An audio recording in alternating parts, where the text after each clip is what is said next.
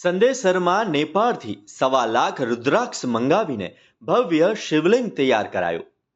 આણંદ જિલ્લામાં પ્રથમ વખત રાંદેસર ગામે પ્રીતમધામ ખાતે શ્રાવણ માસ નિમિત્તે 1.25 લાખ રુદ્રાક્ષનું અદ્ભુત શિવલિંગ તૈયાર કરાયું છે, જેના માટે સ્પેશિયલ નેપાળથી રુદ્રાક્ષ મંગાવવામાં આવ્યા હતા। છેલ્લા 6 દિવસથી ગામના યુવક યુવતીઓ શિવલિંગ તૈયાર કરવા માટે કામે લાગ્યા હતા। ઘેર ઘેર રુદ્રાક્ષ તારમાં પરોવવામાં આવ્યા, વિશાળ હાર તૈયાર કરવામાં આવ્યા, તેમજ લોખંડની પતરાથી શિવલિંગ બનાવીને તેના પર રુદ્રાક્ષના હાર પરોવીને શિવલિંગ તૈયાર કરવામાં આવ્યું। ગામના અગ્રણી અને સમાજસેવક હિતુલભાઈ પટેલની આગેવાની હેઠળ શિવલિંગ તૈયાર કરવામાં આવ્યું છે। મારું નામ લાલજી મહારાજ છે। શિવકથાકાર ભાગવત કથા આ અતિ શ્રાવણ માસની અંદર અતિ પવિત્ર એવા શ્રાવણ માસની અંદર ભગવાન શિવજીનું રુદ્રાક્ષનું શિવલિંગ બનાવ્યું છે। પણ આપણે કહેવાય છે મહાદેવ એટલે દેવોનો દેવ મહાદેવ। આમ તો 12 મહિના પવિત્ર જ છે, પણ શ્રાવણ માસને આપણે અતિ પવિત્ર માનીએ છીએ।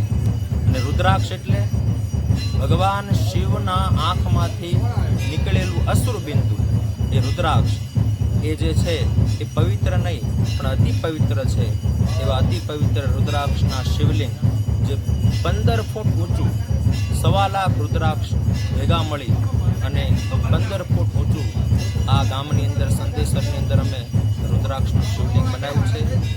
ગ્રામજનોને, ભક્તજનોને, નગરજનોને આ શિવલિંગના દર્શનનો લાભ મળે, અભિષેકનો લાભ મળે અને અહીંયા 30 દિવસ યજ્ઞનો લાભ મળે, એટલા માટે આ અતિ પવિત્ર એવું શિવલિંગનું નિર્માણ કર્યું છે। માટે દરેક ભક્તોને ભાવભર્યું આમંત્રણ છે, દરેક પધારો અને આ શિવલિંગના દર્શન કરી આપણે કહેવામાં આવે છે ગંગા સ્નાને યમુના પાને। અને હું તો એવું કહું કે આ શિવલિંગના રુદ્રાક્ષના શિવલિંગના દર્શન કરી અને આપણું હૃદય, આપણો દેહ પવિત્ર થાય છે, એવું અતિ પવિત્ર શિવલિંગ બનાવવામાં આવ્યું છે।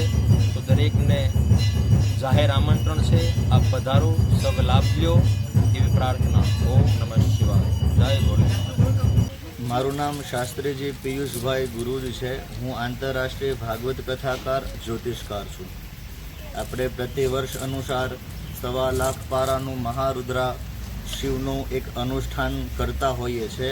આ વર્ષે કરમસદની નજીક સંદેસર ગામમાં લોકોના સાથ સહકાર અને સહયોગથી અહીંયા સંપૂર્ણ શ્રાવણ માસ દરમિયાન મહાશિવ અનુષ્ઠાન કરવામાં આવ્યું છે, જેમાં આપણે રુદ્રાક્ષના 1.25 લાખ પારાથી 15 ફૂટનું મહારુદ્ર શિવલિંગનું આયોજન કર્યું છે। પ્રતિદિન અહીંયા લઘુરુદ્ર યજ્ઞ પણ છે। આખા માસ દરમિયાન, સંપૂર્ણ શ્રાવણ માસ દરમિયાન અહીંયા ભક્તો આવે, યજ્ઞ કરે, ભગવાનના દર્શન કરે અને સવારથી સાંજ સુધી ઓમ નમઃ શિવાયનો જપ કરીને ભગવાન રુદ્રેશ્વરનો અભિષેક કરી શકે।